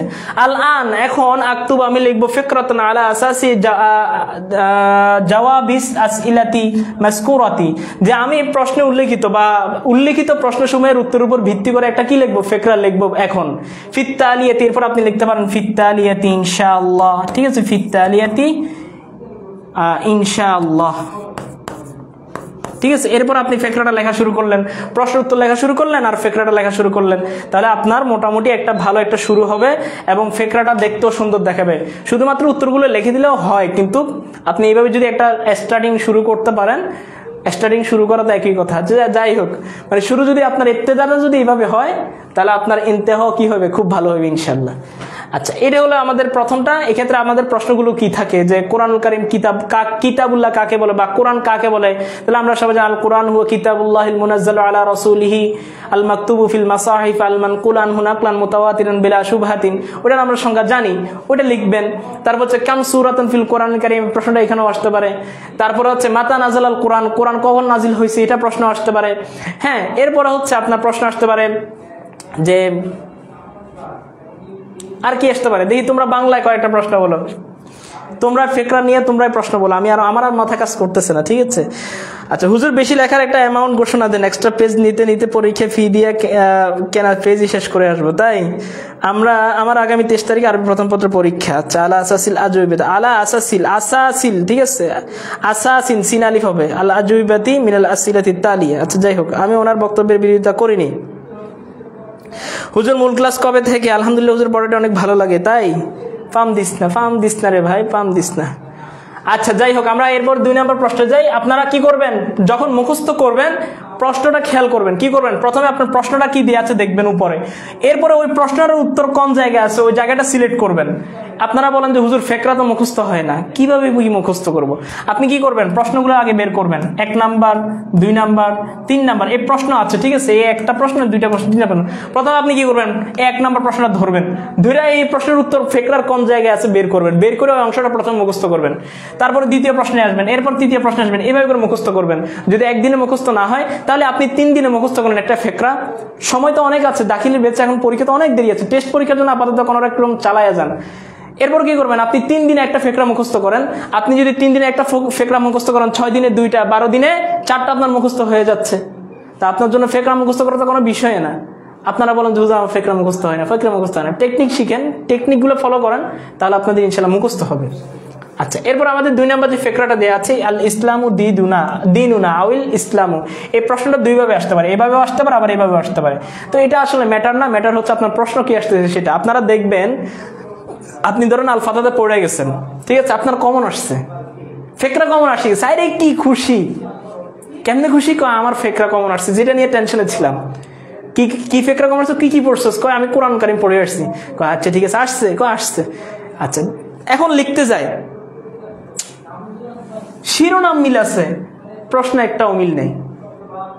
সে প্রশ্ন পড়ছে যে কোরআন কারীমের মধ্যে কতটা সূরা আছে, প্রশ্ন আইসা বসে আছে যে কোরআন কারীমের মধ্যে কয়টা আয়াত আছে, তাহলে কি তার কমন আসছে? ওই শিরোনাম কমন আসছে, প্রশ্ন কমন আসে নাই। সুতরাং এটা মাথায় রাখবেন যে ফিকরাগুলো আপনার হুবহু নাও দিতে পারে। ধরেন আল ফাতাতে দেয়া আছে যে কাম সূরাতুন ফিল কোরআনিল কারীম, লেকচারের মধ্যে দেয়া আছে কাম আয়াতুন ফিল কোরআনিল কারীম। হ্যাঁ, এরপর কোরআন ফাতার মধ্যে ধরেন মাতা নাযালাল কোরআনুল কারীম, এটা নাই, এই প্রশ্ন এটা তো আপনার লেকচারের মধ্যে প্রশ্নটা দেয়া আছে। সুতরাং এই ক্ষেত্রে একটু মাইন্ডটা সেট রাখবেন এটা, যে এটা এই ক্ষেত্রে আপনার প্রশ্নটা আনকমনও আসতে পারে, ঠিক আছে। সেই ক্ষেত্রে আপনারা যখনই উত্তর করবেন ভালোভাবে প্রশ্ন পড়তে হবে, এটার শিরোনামের অধীনে আপনার প্রশ্ন আছে, প্রশ্নটা যদি কমন আসে তবে আপনার প্রশ্ন কি হচ্ছে, আপনার ফিকরা কমন আসছে, এর আগে কমন আসে নাই, সাবজেক্ট কমন আসতে পারে, অসুবিধা নেই, তো এটা মাথায় রাখবেন। এরপর হচ্ছে আমরা 3 নাম্বার দিয়েছি আল মাক্কাতুল মুকাররামাতু, এই মাক্কাতুল মুকাররামা এটাও ইম্পর্টেন্ট আছে একটা, আরেকটা আছে হিদনুল উম্মাহাত, ওইটা ইম্পর্টেন্ট, বাট আমার কাছে কেন জানি মনে হচ্ছে যে এই তিনটাই মানে কমন একটা বিষয় আর কি, ওইটা একটু আনকমন মনে হয় আমার কাছে, এই জন্য আমি এটা দিই নাই। আচ্ছা, এরপর আসেন তারজামাতুল ইবারাত তালিয়া ইলাল বাঙ্গালিয়া, এটা আপনাদের জন্য খুবই নতুন একটা বিষয়। এর আগে পোলাপাইনে অনেক ফাঁকিবাজি করতো, কি করতো জানেন, নসের মধ্যে শুধু যেটা পরীক্ষায় আসতো ওইটা পড়তো, আর বাকি অংশ পড়তো না। তো না পড়ে কি করতো, যাইয়া নস কমন পোলায় একদম পুরো 100 পায়ে গেছে, কিন্তু দেখা গেছে যে সে কিছুই পারে না। তো এখন সেই ফাঁকিবাজিটা একটু কমে আসবে, কারণ আপনাদেরকে অনুবাদ লিখতে হবে। যদি আপনি নসের অনুবাদ ঠিকঠাক মতো না পড়েন, সেক্ষেত্রে আপনি এখানে আইসা ধরাটা খাইবেন। তো এই জন্য ভালোভাবে আপনারা কি করবেন, এগুলো পড়বেন। আপনাদের শূন্যস্থানগুলো আমরা দিই নাই, ঠিক আছে, কাওয়ায়েদ যে উইথ ক্লু এবং উইদাউট ক্লু, মাল করায়েন বিদুনি করায়েন যেটা আছে, ওই 10-20 মার্কের আমরা সাজেশন দিই নাই, কারণ ওইগুলো সাধারণত কমন খুবই কম পড়ে, ঠিক আছে। এই জন্য আমরা চেষ্টা করেছি এটা না দেওয়ার, না হলে পোলাপানের গালি খাওয়া লাগবে, হুজুর এই যে আজকে একজন কমেন্ট করছে, হুজুর আপনি যে হেওয়া দিচ্ছেন এটা কমন আসে নাই, পরে গালি খাওয়া লাগবে, তো এই জন্য আমি দিই নাই। হ্যাঁ, তবে ইনশাল্লাহ আপনাদের আমরা যখন প্রস্তুতি কোর্স আসবে সেখানে কিভাবে এগুলো আনকমন আসলেও কিভাবে উত্তর করতে হবে, টেকনিক যা আছে সবকিছু আমরা বলে দেব। আচ্ছা আসেন, আমাদের প্রথম যে আমরা অনুবাদটা দিয়েছি একদম সবার প্রথমে, ওইটা আমরা প্রথম প্রশ্ন বলার সময় বলছিলাম, আমার আল্লাহু নাবিয়াহু আইয়াবুদাহু ফি হালি কাউনিহি মুখলিসান লাহু ফি ইবাদাতিহি মিন জামিই আনওয়াই শিরকি সগীরিহা ওয়া কাবীরিহা। তোমরা যারা আমাদের ফাউন্ডেশন কোর্স বলতেছি, তোমাদের অল ইন ওয়ান ব্যাচ আছে আমাদের দাখিল 26, তোমাদের কিন্তু আমি সবগুলা কিন্তু অনুবাদ পড়াইছি, অনেক কষ্ট করে পড়াইছি। সুতরাং এই ক্ষেত্রে তোমরা উত্তর করার ক্ষেত্রে যদি ভুল করো, যদি উত্তর না করে আসতে পারো, তো দেখো তোমাদের ধরে ধরে কিন্তু জরিমানা করবো, কারণ আমার জরিমানা করা লাগবে, জরিমানা না করলে হইবে না, টাকা লাগবে আমার। তো টাকাটা তোমাদের থেকে আদায় করতে হবে কিভাবে, তোমাদেরকে লাজিমি জরিমানা করতে হবে, কিন্তু এটা আবশ্যক, করতেই হবে আপনাকে জরিমানা। তো ভালো করে প্রস্তুতি নিয়েন। আচ্ছা, আমার আল্লাহু নাবিয়াহু আইয়াবুদাহু ফি হালি কাউনিহি মুখলিসান লাহু ফি ইবাদাতিহি, এটা ইখলাসের উপরে আমাদের যে নসটা আছে এটা এখানে দেওয়া আছে। এই লাইনটার অনুবাদ করাটা খুবই টাফ, ঠিক আছে। সুতরাং এটা একটু ভালোভাবে ভেবে চিনতে অনুবাদ করবেন। এরপর আছে ফাল ইখলাসু হুয়া আন ইয়াজআলাল মুসলিমু কুল্লা আমালিহি লিল্লাহি সুবহানাহু ওয়া তাআলা ইবতিগা মারদাতিহি ওয়া লাইসা তালাবান লিররিয়াই ওয়াস সুমআতি। আমি এমনিতে একটু মৌখিকভাবে বলি যে আল্লাহ তাআলা তার নবী হযরত মুহাম্মদ মুস্তাফা সাল্লাল্লাহু আলাইহি ওয়াসাল্লামকে আদেশ করেছেন যেন তিনি ইখলাসের সাথে ইবাদত করেন। এটা শাব্দিক অনুবাদ না, এটা সরল অনুবাদ করতেছি। এবং তিনি যাতে বেঁচে থাকেন মিন জামিই আনওয়াই শিরকি সগীরিহা ওয়া কাবীরিহা, ছোট এবং বড় সকল শিরিক থেকে। ফাল ইখলাসু হুয়া আন ইয়াজআলাল মুসলিমু কুল্লা আমালিহি লিল্লাহি সুবহানাহু ওয়া তাআলা ইবতিগা মারদাতিহি। আর ইখলাস হলো যে একজন বান্দা বা একজন মুসলমান সে আল্লাহ তাআলার রাজি খুশি তালাশ করে কি করবে, আল্লাহ তাআলার রাজি খুশি তালাশ করে সকল আমল সে করবে। এখানে ইয়াজআলা মানে হচ্ছে করা, ইয়াফআলা, ইয়ামালা, এরপরে হচ্ছে ওয়ালাইসা তলাবান লিরিয়াই ওয়া সুমআতি, সে এর মাধ্যমে কোন প্রকার রিয়া, লোক দেখানো বা সুখ্যাতি তালাশ করবে না। এরপরে ফাহুয়া লা ইয়ামালু লিয়ারাহুন নাসু, লিয়ারাহুন নাস, এখানে লিয়ারা হবে। ফাহুয়া লা ইয়ামালু, সে আমল করে না, লিয়ারাহুন নাসু, যে মানুষ তারে দেখবে।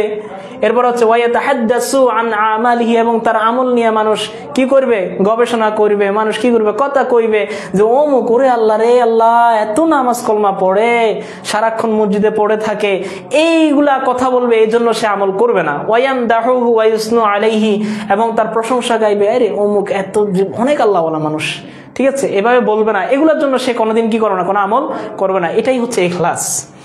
আচ্ছা, এরপর হচ্ছে আলাল মুসলিমি আইয়ুখলিসান নিয়াতা, এর পরবর্তী লাইনই আলাল মুসলিমি আইয়ুখলিসান নিয়াতা ফি কুল্লি আমালিন ইয়াকুমু বিহি। এই যে আপনারা এই জায়গায় এসে অর্থটা যদি একটু শাব্দিক অর্থ করেন, অনেক প্যারা খাইবেন। কেমনে প্যারা খাইবেন? আলাল মুসলিমি, মুসলমানের উপর কর্তব্য, আইয়ুখলিসা, যে সে একনিষ্ঠ করবে বা সহি করবে, আর নিয়াতে, নিয়তকে, ফি কুল্লি আমালিন, প্রত্যেক আমলের ক্ষেত্রে, ইয়াকুমু বিহি, যেখানে সে দাঁড়ায়, যার মাধ্যমে সে দাঁড়ায়।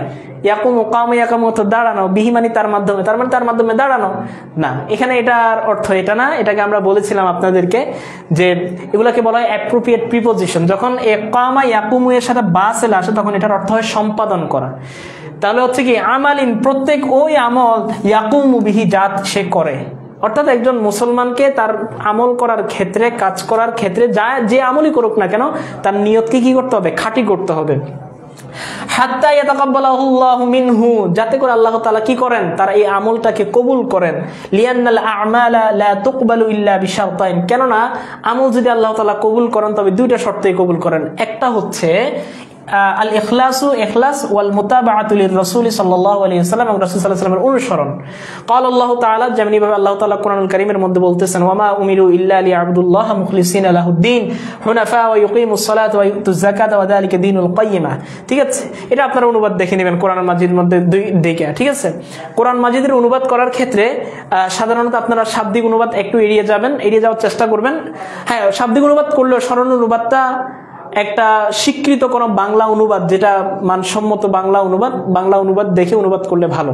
ঠিক আছে, তাতে আপনার অর্থের বিকৃত হওয়ার সম্ভাবনা কম থাকে। এরপর আসেন আবকারিয়াতু সাইয়্যিদিনা ওমর ইবনুল খাত্তাব রাদিয়াল্লাহু তাআলা আনহু। ওমর ইবনুল খাত্তাব রাদিয়াল্লাহু তাআলা আনহুর প্রতিভা মনে আছে তো? ইসলাম গ্রহণের পরে উনি কিভাবে বলছে যে পাহাড়ের মধ্যে যাই, উপত্যকার মধ্যে বলছে, এই কুরাইশের দল, কাফেরের দল, যদি কেউ চাও, যে মনে আছে কিনা তোমাদের পড়াইছিলাম যে কেউ যদি চাও যে তার মা সন্তান হারাক, তার ছেলে সন্তান এতিম হয়ে যাক, তার স্ত্রী বিধবা হয়ে যাক, কেউ যদি এরকম চাও আনি, তাহলে তোমরা কি করবা? ওই একটু পাহাড়ের পিছনে আসো, দেব আনি। মনে আছে তো? সবকিছু পড়াইছি তোমাদেরকে। তো সেখান থেকে আমরা একটা আপনাদের সেই নসরি একটা অনুবাদ এখানে দিয়েছি। ইন্না সাইয়্যিদানা ওমর ইবনুল খাত্তাব রাদিয়াল্লাহু তাআলা আনহু সানিউল খুলাফায়ে রাশিদিন, নিশ্চয়ই ওমর ইবনুল খাত্তাব রাদিয়াল্লাহু তাআলা আনহু তিনি খুলাফায়ে রাশিদিনের দ্বিতীয় খলিফা। ওয়া আহাদুল আশারাতিল মুবাশশারাতি বিল জান্নাহ, জান্নাতের সুসংবাদ প্রাপ্ত 10 জনের একজন। কানা মিসালান লিশুজাআতি ওয়াশ শাহামাতি ওয়াল আদলি ওয়াল ইনসাফ, তিনি সাহসিকতা, বিচক্ষণতা, ন্যায় এবং ইনসাফের কি ছিলেন? মডেল ছিলেন। কানা মিসালান, মডেল ছিলেন, আদর্শ ছিলেন। ওয়াজুহুদি, বৈরাগ্যতা, সন্ন্যাসী জীবন, দুনিয়া বিমুখতা তিনি মডেল ছিলেন। ওয়াল ইস্তিমাদাতি ফি ইসাল, ওয়াল ইস্তিমাদাত, এবং তাড়াতাড়ি করা, ফি ইসালিল খায়রি ইলা কুল্লি ফারদিন, প্রত্যেক ব্যক্তির কাছে কল্যাণ পৌঁছে দেওয়ার ক্ষেত্রে তিনি তাড়াহুড়াকারীদের মধ্যে তিনি ছিলেন, একজন মডেল ছিলেন। অর্থাৎ তিনি যেটাই করতেন মানুষের কাছে, সেই তাড়াতাড়ি মানুষের কাছে কি করতেন? কল্যাণটা পৌঁছে দিতেন। আচ্ছা, ওয়াহায়াতুহু কুদওয়াতুন, ওয়াহায়াতুহু, আর তার জীবনটা, কুদওয়াতুন, একটা মডেল, একটা আদর্শ, লিদুআতি, দাঈ ইলাল্লাহদের জন্য, দাঈ এর বহুবচন দুআত। এরপর হচ্ছে উলামা, আলেমদের জন্য, ওয়া সিয়াসাতি, রাজনৈতিক ব্যক্তিবর্গের জন্য, ওয়া রিজালিল ফিকরি, চিন্তাশীল ব্যক্তি অর্থাৎ বুদ্ধিজীবী, ঠিক আছে, বুদ্ধিজীবীদের জন্য, ওয়া কাদাতিল জুয়ুশি, সেনা প্রধানদের জন্য, ওয়া হুক্কামিল উম্মতি, জাতির বিচারকদের জন্য ওনার জীবন এটা একটা মডেল, ওয়া তুল্লাবিল ইলমি, ছাত্রদের জন্য, ওয়া আম্মাতিন নাস, সাধারণ মানুষের জন্য, লাআল্লাহুম ইস্তাফিদুনা বিহা ফি হায়াতিহিম ওয়া ইয়াকতাদুনা বিহা ফি আমালিহিম ফায়ুকরিমুহুমুল্লাহু বিল ফাওজি ফিদ দারাইন। তারা কি করতে পারবে? হযরত ওমর ইবনে খাত্তাব রাদিয়াল্লাহু তাআলার জীবনের মাধ্যমে কি করতে পারবে? তারা ইস্তেফাদা বা উপকার লাভ করতে পারবে, এবং তারা কি করতে পারবে? যথাযথভাবে তাদের আমলগুলো করতে পারবে। ফায়ুকরিমুহুমুল্লাহু বিল ফাওজি ফিদ দারাইন। যদি এরকম করতে পারে মানুষ, তাহলে আল্লাহ তাআলা কি করবেন? ফায়ুকরিমুহুমুল্লাহু ফিদ দারাইন। আল্লাহ তাআলা যদি এরকম কেউ করতে পারে যে ওমর রাদিয়াল্লাহু তাআলার জীবনটা অনুসরণ করে সে যদি যথাযথভাবে সব আমল করতে পারে, তাহলে আল্লাহ তাআলা তাকে কি করবেন? দুনিয়ায় এবং আখিরাতে দুই জায়গায় সফলতা দান করবেন। ফায়ুকরিমুহুমুল্লাহ, আল্লাহ তাআলা সম্মানিত করবেন বিল ফাওজি, সফলতা দানের মাধ্যমে, ফিদ দারাইন, দুই জায়গায়, অর্থাৎ পৃথিবী এবং আখিরাতে। আচ্ছা, এরপর হচ্ছে আরেকটা আমরা দিয়েছি আপনাদের জন্য, লাকাদ কানাল ফারুক রাদিয়াল্লাহু আনহু। যেহেতু এটা নতুন, এজন্য আসলে কমন কোনটা আসে তো আমরা জানি না, তো এই জন্য আমরা একটু বেশি দিয়েছি। একটু পড়ে নেবেন সুন্দর করে, কষ্ট করে। লাকাদ কানাল ফারুক রাদিয়াল্লাহু আনহু রাজুলান রাব্বানিয়ান বিহাক্কিন। তিনি প্রকৃতপক্ষে একজন আল্লাহওয়ালা বান্দা ছিলেন।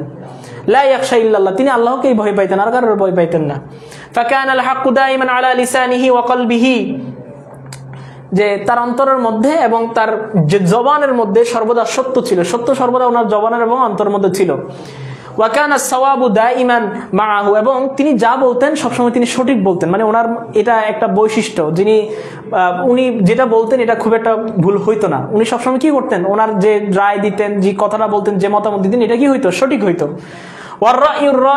এবং ওনার অগ্রগণ্য মতামত, ঠিক আছে, উনি যে কোনো একটা মতামত দিলে এটা অগ্রগণ্য থাকতো। ইন্নাহু মিন রিজালিন, তিনি হচ্ছেন ওই ব্যক্তিদের অন্তর্ভুক্ত, রব্বাহুমুর রাসূল, যাদেরকে আল্লাহর রাসূল সাল্লাল্লাহু আলাইহি ওয়াসাল্লাম কি করেছেন? তৈরি করেছেন। আলা মাবাদিল ইসলামিল আলিয়াতি, সুমহান ইসলামের কি স্তম্ভের উপর যাদেরকে কি করেছেন? আল্লাহ রাসূল সাল্লাল্লাহু আলাইহি ওয়াসাল্লাম তৈরি করেছেন। ফাকানু রিজালান কামা ওয়াসাফাহুমুল্লাহু ফি কিতাবি, তারা ছিলেন এমন ব্যক্তি যাদের বর্ণনা আল্লাহ তাআলা কোরআন কারীমের মধ্যে বলে দিয়েছেন। মিনাল মুমিনিনা রিজালুন সাদাকু মা আহাদুল্লাহ আলাইহি ফামিনহুম মান কাদা নাহবাহু ওয়া মিনহুম মান ইয়ানতাজির। হ্যাঁ, মাইয়ানতাজির লিখে রেখেছে, মাইয়ানতাজির হবে সম্ভবত, হাফেজ কেউ থাকলে বলবেন মাইয়ানতাজির। ওয়া মা বাদদালু তাবদীলা। এর ওয়াকাফা কাউলুর রাসূল সাল্লাল্লাহু আলাইহি ওয়াসাল্লাম, রাসূল সাল্লাল্লাহু আলাইহি ওয়াসাল্লামের কথাই যথেষ্ট এই ক্ষেত্রে, যে লাউ কানা নাবিয়্যা বা'দি লাকানা ওমর ইবনুল খাত্তাব রাদিয়াল্লাহু তাআলা, আমার পরে যদি কোনো নবী থাকতো তাহলে অবশ্যই সেটা কে থাকতো? ওমর ইবনুল খাত্তাব রাদিয়াল্লাহু তাআলা। এখানে লাউটা দিয়া রাসূল সাল্লাল্লাহু আলাইহি ওয়াসাল্লামের পরে যে নবী আসবে না, এটা কি করে দিয়েছে? নবী আসার যে সম্ভাবনা ওটা কি করে দিয়েছে? রহিত করে দিয়েছে।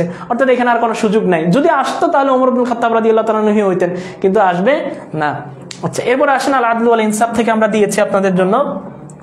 ইশতারা আমিরুল মুমিনিন ওমর ইবনুল খাত্তাব রাদিয়াল্লাহু তাআলা ফারাসান মিন আরাবিয়িন, আরবি থেকে কি করছে? একটা ঘোড়া কিনছে, আর ঘোড়া কেনার পর কি হয়েছে? ওয়াদাফা আলাহু সামানাহু, তার মূল্য পরিশোধ করছে। সুম্মা রাকিবা আলা যাহরিহি ওয়ানতালাকা, পিঠের উপরে চড়ছেন, রওনা করছেন। ওয়া বা'দা কালিলিন, আর কিছুক্ষণ পরে যাহরা ফিল ফারাসি আইবুন, ঘোড়ার মধ্যে এমন একটা দোষ প্রকাশ পাইছে, মানাহু মিনাল জারি, যেই দোষটা তাকে, ওই ঘোড়াটাকে চলতে বাধা দিল।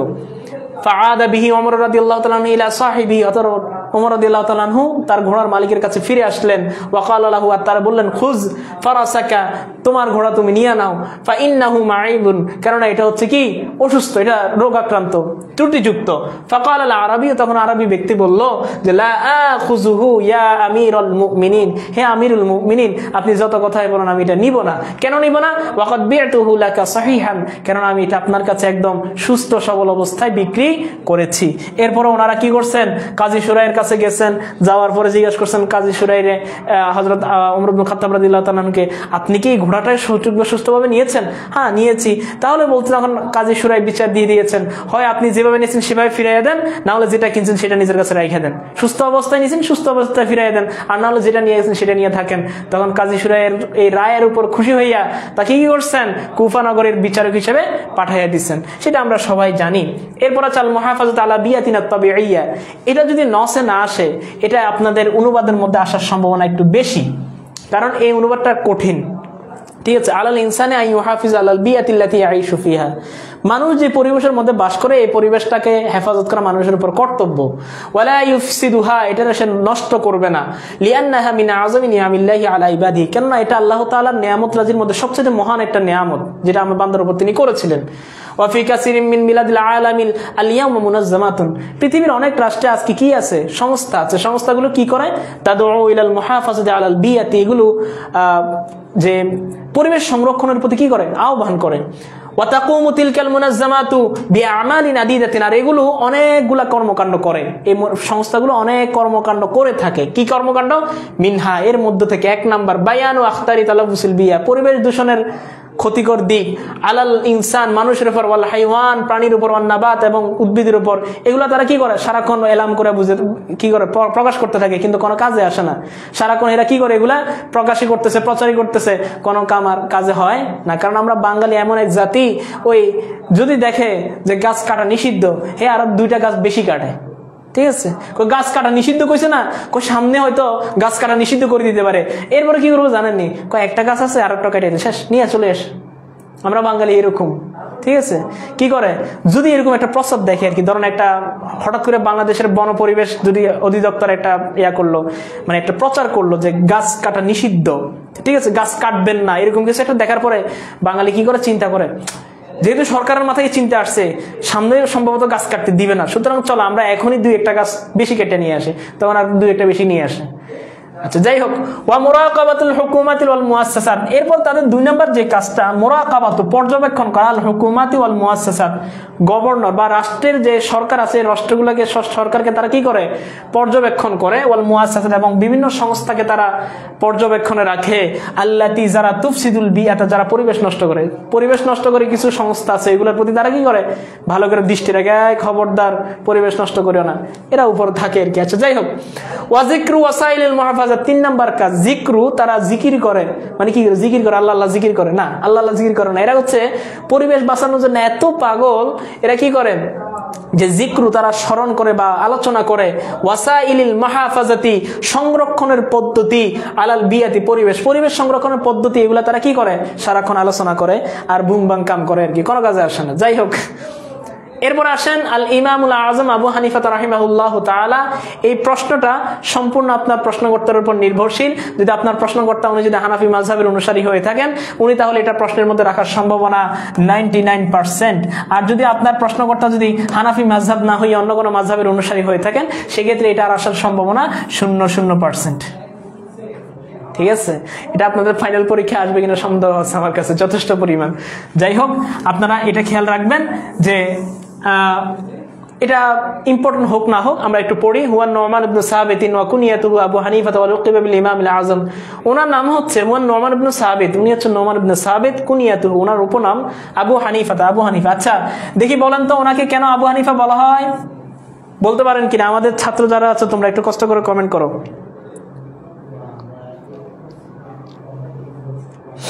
আচ্ছা, আপনারা অনেকে অনেক কমেন্ট করছেন। এই ইমাম আযম আবু হানিফা রাহমাতুল্লাহ আলাইহিকে কেন আবু হানিফা বলা হয়, দেখি বলতে পারেন কিনা আপনারা?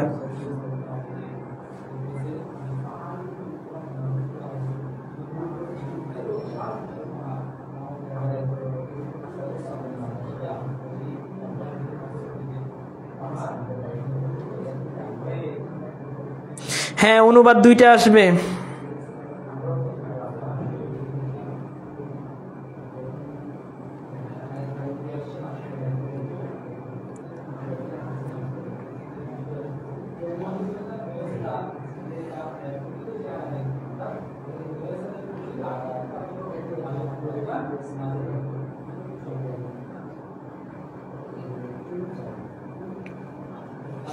আচ্ছা, যাই হোক, উনি সব সময়, আচ্ছা এখানে আমরা দেখি একটু, আমাদের প্রশ্ন দিলেও কাজ হবে না, কারণ আমাদের মাদ্রাসার পরীক্ষার প্রশ্ন নিজেরা তৈরি করেছেন, তাই কারোর সাথে মিলবে না। হ্যাঁ, আমাদের পরীক্ষার প্রশ্ন তো সাধারণত প্রতিষ্ঠানেই করে, যে প্রতিষ্ঠানগুলো একটু অলস তারা হচ্ছে বিভিন্ন প্রকাশনী থেকে কিনে থাকে। ঠিক আছে, আমি আমার জীবনে মনে হয় না, আমি মনে হয় একবার শুধুমাত্র প্রকাশনী থেকে কেনা প্রশ্নের পরীক্ষা দিয়েছি, আর বাকি সবসময় আমাদের পরীক্ষা শিক্ষকরাই প্রশ্ন করেন, আর শিক্ষকরাই প্রশ্ন করাই ভালো।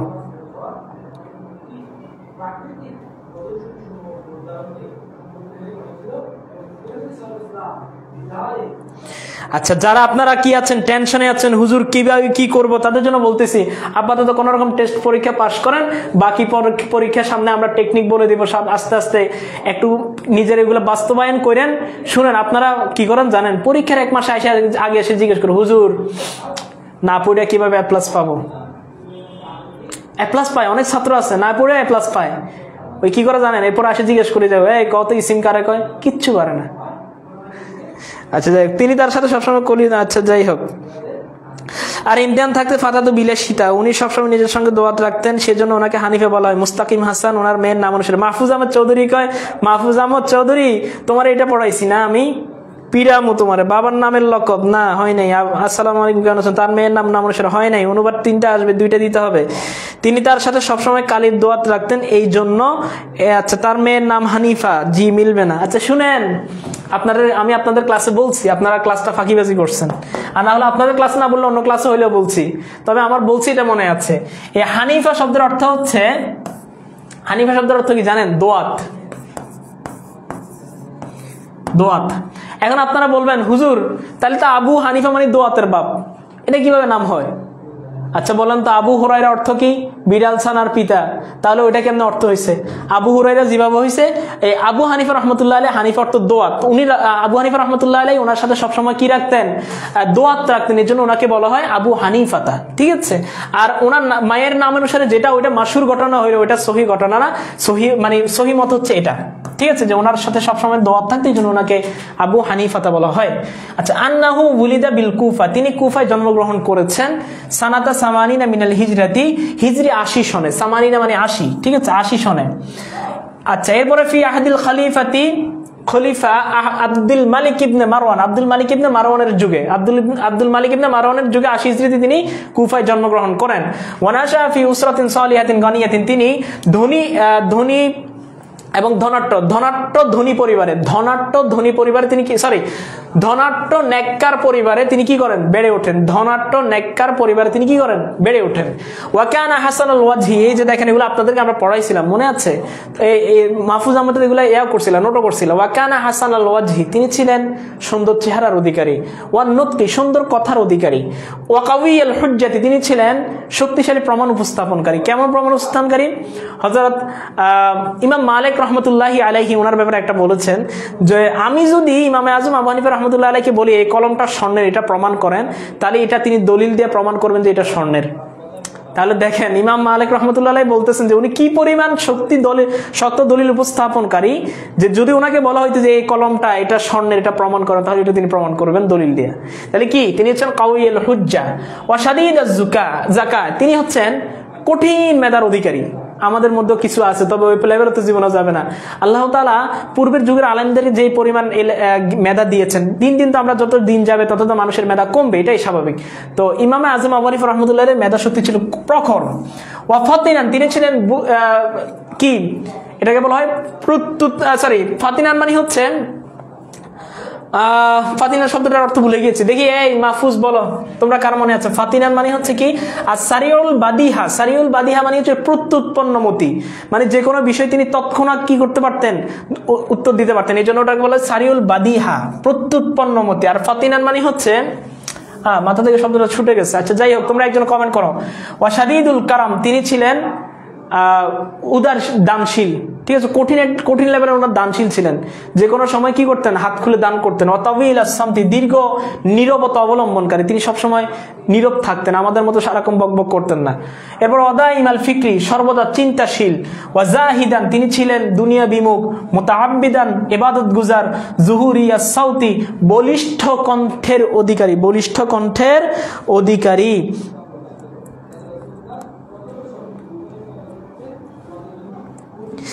আচ্ছা,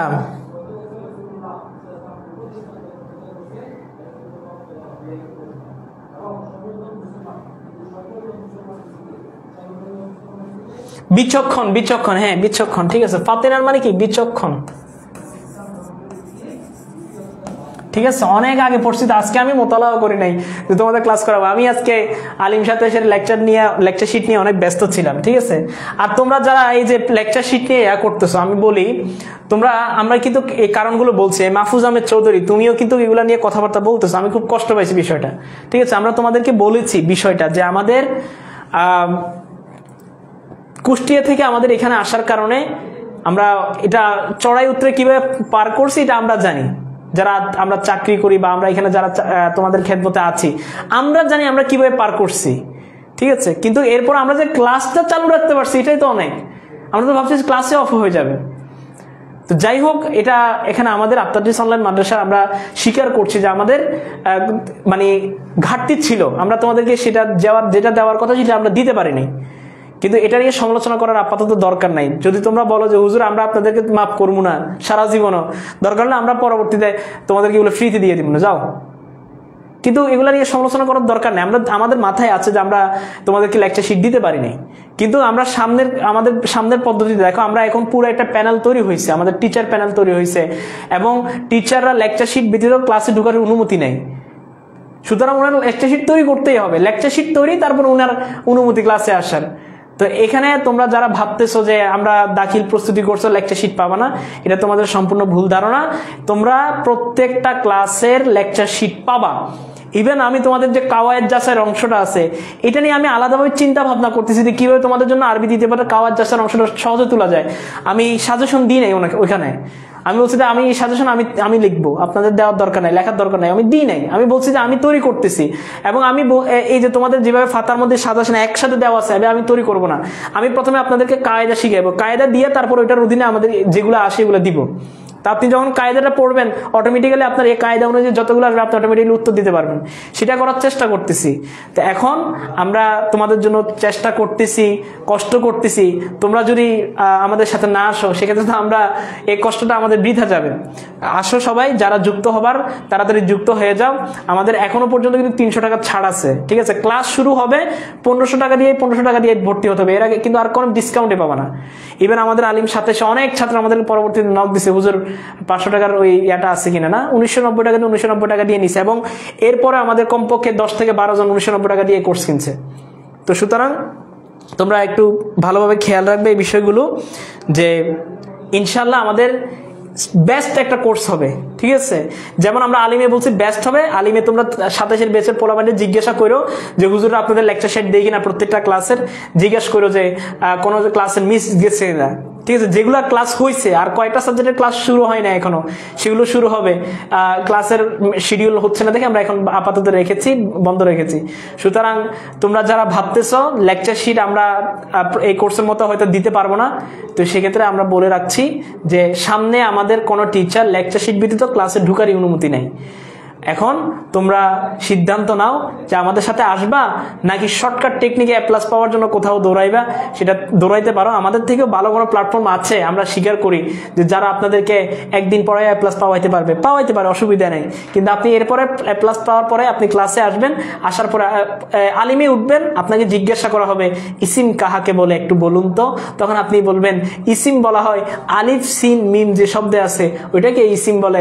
আর না হলে আবার বলবেন যে কোনো কিছুর নামকে ইসিম বলে, এই সংজ্ঞাটাই দিবেন, এর বেশি কিছু দিতে পারবেন না, ঠিক আছে?